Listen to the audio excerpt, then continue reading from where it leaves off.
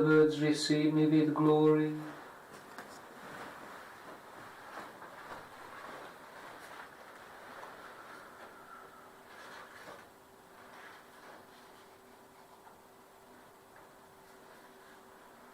Our third reading is taken from the post-synodal apostolic exhortation by Pope Francis, Querida, Amazonia, to the beloved Amazon region. An Ecclesial Dream, Chapter 4, Communities Filled with Life.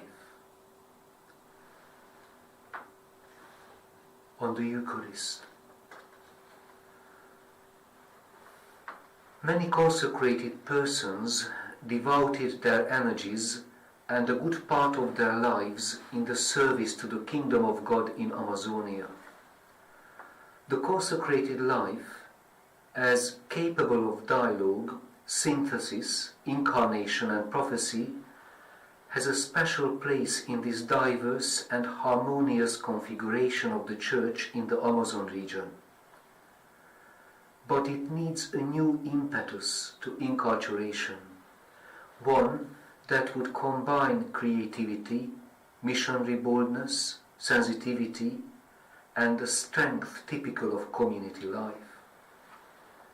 Base communities, when able to combine the defense of social rights with missionary proclamation and spirituality, have been authentic experiences of synodality in the Church's journey of evangelization in the Amazon region.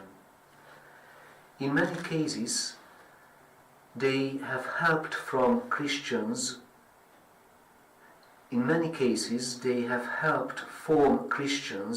committed to their faith, disciples and missionaries of the Lord, as is attested by the generous commitment of so many of their members, even to the point of shedding their blood.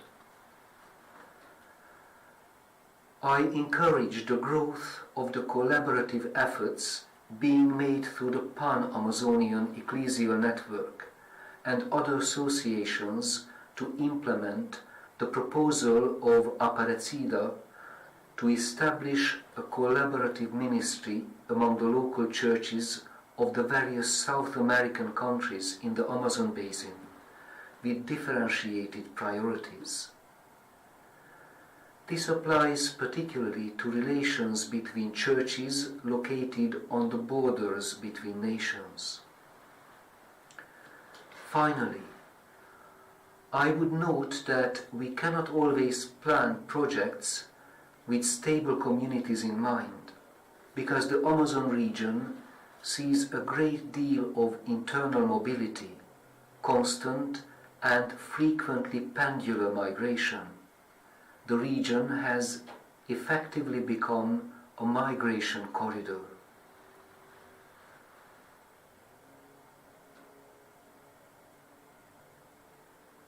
Transhumance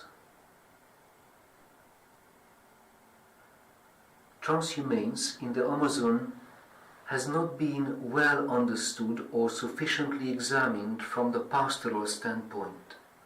Consequently, though should be given to itinerant missionary teams and support provided for the presence and mobility of consecrated men and women closest to those who are most impoverished and excluded.